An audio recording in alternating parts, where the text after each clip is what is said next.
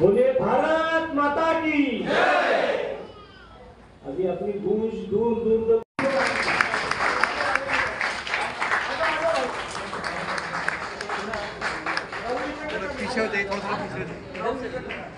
गोविंद पांडे हमारे कामगार मोर्चा के राज्य के अध्यक्ष, हमारे बड़े भाई विजय जी आरगोड़े, गुप्ता सिंह, हमारे युवा मोर्चा के प्रदेश के सचिव अक्षय नलावड़े, विनय पुनेमिया और आप सभी भाई बहनों को मेरा प्रणाम। लोकसभा चुनाव पूरे देश में हो रहा है। 4 दिन पहले हमारे मोदी जी ने वाराणसी में पर्ची भरी है। इस तरह 3 तारीख को उज्ज्वल जी निकम ने यहाँ लोकसभा का टिकट डिक्लेयर हुआ।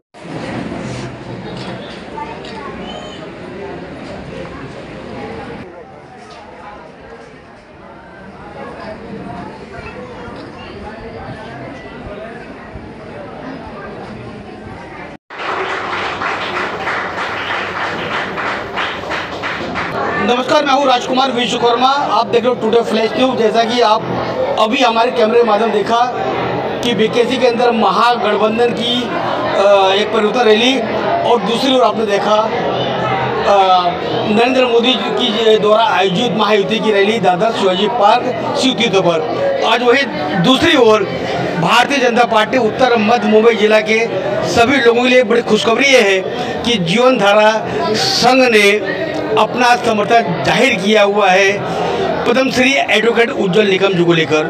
राष्ट्रीय अध्यक्ष मेरे साथ में है। हमारे नए कैंडिडेट है जो उन्होंने देश के लिए, देशद्रोहियों के लिए, आतंकवादियों के लिए अच्छा काम किया है और हमें उम्मीद है कि हमारे उत्तर मध्य मुंबई लोकसभा क्षेत्र में अच्छा काम करेंगे, जनता के बीच रहेंगे। वो उज्ज्वल जी करेंगे, ये उम्मीद है, क्योंकि पढ़े लिखे लोग हैं और इन्होंने बहुत सारे वादे किए। हमारे यहाँ के जो लोकल एमएलए है दिलीप बाबू साहब लांडे जी, हमने तो यहाँ चांदीवली विधानसभा में अच्छा काम किया है। तो उम्मीद हो कि अभी हमारे बड़े भाई है हरगुड़कर जी, नितिन गुप्ता जी, सुदर्शन भाई, इन लोगों ने भी हमारे लोगों के सामने बताया है कि मैं जो भी काम नहीं करेंगे हम लोग खुद आके काम करवाएंगे। तो हमारे को जनता से यही चाहिए था, हमारी जनता के लिए यही चाहिए था, चांदीवली विधानसभा क्षेत्र के लिए, उत्तर मध्य मुंबई लोकसभा क्षेत्र के लिए। तो हम लोग इसलिए उज्ज्वल जी को पूरे भारी बहुमतों से विजयी करेंगे। और जो हमारा मुस्लिम समाज हमारे साथ सबसे ज़्यादा है, सबसे मैं विनंती करूँगा कि सब लोग खुलकर उन्हें वोट देंगे और भारी बहुमतों से विजयी करेंगे। ठीक है, चलिए सीधे संदीप जी के बाद जो भारतीय जनता युवा मोर्चा के संदीप जी अध्यक्ष आप हैं, प्रतिनिधि आप कहाँ के, जिले के, मुंबई के, राज्य के, महाराष्ट्र के, क्या कहना चाहेंगे आप? आज आपको यहाँ पे कैसा लगा कि आप कहीं ना कहीं आपने जीत की एक पायदान और आपके आने की वजह से उत्तर मध्य मुंबई जिले के अंदर चढ़ गए हैं आप लोग? गोविंदारा संघ ने आज जो पांडे जी उज्ज्वलदारा संघ ने जो आज समर्थन दिया है उससे मैं वाकिफ रखता हूँ कि एक नहीं 10 स्टेप हम आगे जा चुके हैं। कि आज देखा तो बैठक में आज युवाओं की संख्या इतनी थी कि जो मोदी जी को पहली बार वोट करने वाले हैं। इसलिए हमको वाकिफ रखता हूँ कि हम ये जीतने की स्टेप से बहुत बड़े आगे जा चुके हैं। इसलिए हम युवाओं को जो स्कीम रहती है वो हर एक घर में जाके मोदी जी के 4 जून के निकल के बाद उज्ज्वल जी निकम यहाँ हर घर में जो भी योजना होगी गोविंद पांडे जी के तरफ से हर घर में हम युवा मोर्चा की बात पहुँचाएंगे। सीधे चलते हैं कामगार मोर्चा के अध्यक्ष हैं महाराष्ट्र के। सर, आपने बहुत अच्छी आपने बातें की है कि विपक्ष का मुद्दा नहीं है, लेकिन विपक्ष बार बार यही आरोप लगा रहा है कि जितने भी लोग जिनके पे आरोप है, ईडी जिनके पीछे लगी है, वो बीजेपी में जाते हैं, सारे आरोप उन पे की जांच बंद कर दी जाती है। बीजेपी कौन सी वॉशिंग मशीन, कौन सा प्रोडक्ट इस्तेमाल करती है? सबसे पहले इस पर आपका स्पष्टीकरण। देखिए, 2014 के पहले आपने ईडी शब्द सुना था क्या? नहीं सुना था, लेकिन पूरी जनता को मालूम था क्या ईडी क्या है। जब मोदी जी प्रधानमंत्री उम्मीदवार थे, जब यहाँ पे व्यापारी मीटिंग लगाई थी, तब शायद ईडी मोदी जी के जो प्रचार सभा में जो जितने व्यापारी बैठे उनके घर पे पहुँची थी। अभी ईडी का काम है कि जहाँ पे भी समाज में और पॉलिटिक्स में जितने भी गैर व्यवहार हो रहे हैं या फंसाने का काम हो रहा है, फ्रॉड हो रहा है या किसी अलग तरीके से पैसा कमाया जा रहा है, उनको वो खींच के ला रहे और उनको न्याय व्यवस्था में डाल रहे। अभी भी अगर कोई बोलता है कि वॉशिंग मशीन है क्या, तो 100% बीजेपी कोई वॉशिंग मशीन नहीं, किसी को भी क्लीन चिट नहीं दी है। लेकिन अगर समाज व्यवस्था में किसी एक पार्टी के आने से अगर धर्मवाद और जातिवाद बढ़ाने के चक्कर चल रहे या पैसा कमाने के लिए पैसा, पॉलिटिक्स से पैसा और पैसे से पॉलिटिक्स, सत्ता का गेम जो करने जा रहे और जिसके लिए कांग्रेस स्पेशलिस्ट है।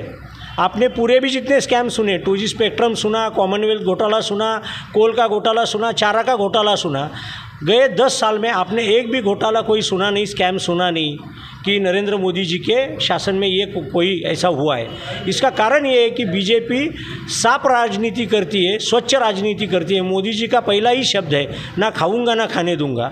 लेकिन अगर किसी व्यवस्था के लिए, पार्टी एडजस्टमेंट करने के लिए अगर हमें किसी को साथ में लेना पड़ता है तो मोदी साहब या कोई किसी भी गवर्नमेंट ने, क्योंकि वो न्यायालयीन प्रक्रिया है और न्यायालय ने किसी को क्लीन चिट दी नहीं है, मतलब उसके केस चालू है।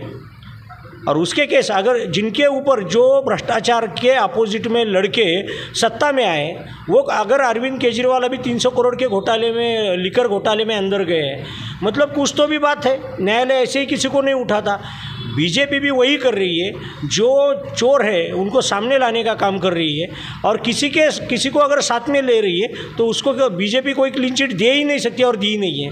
तो यही बीजेपी की दूसरा आरोप विपक्ष का ये है कि मोदी जी 2024 लोकसभा चुनाव के अंदर महंगाई पे बात नहीं कर रही है, अपने किए गए काम पे वोट नहीं मांग रहे। हिंदू मुसलमान, कब्रिस्तान, शमशान, इंडिया पाकिस्तान, इस सारे विषयों पर चर्चा कर रही है। इस पर क्या कहना चाहेंगे आप? गए 10 साल में आप देखिए 96,000 किलोमीटर रास्ते थे 2014 के पहले, जो अभी 2.25 लाख किलोमीटर है। एम्स, IIT जैसी संस्थाओं तिगुनी बढ़ गई है। यही विकास है जो विरोधकों को दिखता है। उनके ऊपर उनको बोलने के लिए कुछ नहीं, अपोजिशन को, इसके लिए ये बातें कर रही है। हमारे कांग्रेस के कार्याध्यक्ष नसीम खान जी ने भी आरोप लगाया कि 2014 के अंदर भारतीय जनता पार्टी के नरेंद्र मोदी जी ने एक नारा दिया था कि बहुत हो गई महंगाई की मार, अब की बार मोदी सरकार। और उन्होंने खासकर महिलाओं से आह्वान किया था जब मतदान करने जाए तो गैस बाटले को नमस्कार करते हुए जाए। उसी तरह उन्होंने भी आह्वान किया है कि अब आप लोग जाएंगे, जब बाटला 400 का 1150 हो गए तो आप लोग नमस्कार करके 20 मई को मतदान करें। 2014 में GDP अपना था 4.2, अभी 6.7 के करीब है। वहाँ पे फ्लैट की कीमत अगर 10 लाख थी तो अभी 50 लाख हो गई है। इंफ्रास्ट्रक्चर इतनी बढ़ गई है कि हर एक चीज़ के लिए डिमांड है।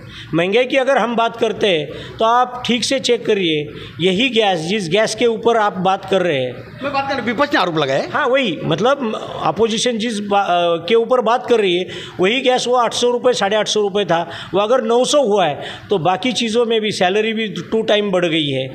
जो कामगार के बारे में हम बात कर रहे हैं, कामगार के रूल, ग्रेजुएटी 5 साल में लगती थी, 5 साल होने के बाद अभी 1 साल में लग रही है। मिनिमम वेजेस 3 गुना बढ़े हैं, वो टाइम 6,200 थे, अभी 15,400 है। मतलब जो जीवन मान का स्तर है वो अगर बढ़ता है और उसके रिलेटेड अगर कोई महंगाई बढ़ती है तो वो उतनी तक ही सीमित है। ऐसा नहीं है 260 रुपये किलो शक्कर पाकिस्तान में मिल रही है, हमारे यहाँ तो जो रेगुलर थी वही, जो इन्फ्लेशन रेट जो टाइम वाइज बढ़ता है उसी रेट से अपने इधर महंगाई है। लेकिन इनके पास बोलने के लिए सिर्फ एक ही बचा है, गैस सिलेंडर। इनके पास ये नहीं बचा है कि जीवन मान का जो स्तर है, लिविंग लाइफ है, उसका भी स्तर मोदी जी ने कितना बढ़ाया है। हर एक आदमी जिसके पास पैसा नहीं है उसको घर दिए, हर एक आदमी जिसके पास कोई योजना नहीं थी उनको योजनाओं की तरफ सेव किया है। मेडिकल इंश्योरेंस सब लोगों के करवाया है, इंफ्रास्ट्रक्चर बढ़ाया है, नौकरियां बढ़ाई है, IT संस्थाएं बढ़ाई है, IIT बढ़ाया है, एम्स हॉस्पिटल बढ़ाए हैं, रास्ते के 3 गुना रास्ता कर दिया है, सी पोर्ट बढ़ाया है। ये अगर देखा जाए तो इसके कंपेयर में जो महंगाई है वो मुझे लगता है कोई मैटर नहीं करती। एक आखिरी सवाल लूँगा, 48 सीट महाराष्ट्र में, कितनी सीट पे महायुति जीतने जा रही है? 40+। देख सकते हैं आज कहीं ना कहीं बहुत बड़ी खुशखबरी की लहर है भारतीय जनता पार्टी और महायुति के सभी लोगों के लिए कि आज जीवनधारा संघ ने अपने समर्थन का ऐलान किया। और महाराष्ट्र के हमारे कामगार मोर्चा के अध्यक्ष, युवा मोर्चा के अध्यक्ष, सभी लोगों ने पूछे गए का बिल्कुल बेबाकी से उन्होंने जवाब दिया, किसी सवाल से उन्होंने किनारा नहीं किया है। अब तो ये जो फैसला है, अब 20 मई को मतदान पेटी बंद होगा और 4 जून को डिक्लेयर होगा। ये अब फैसला जनता जनार्दन के हाथ में है। एक बार फिर मैं चाहूँगा सभी दर्शकों को कि 20 मई को आप पोलिंग बूथ पर जाएं और ज़रूर अपने मत का प्रयोग करें।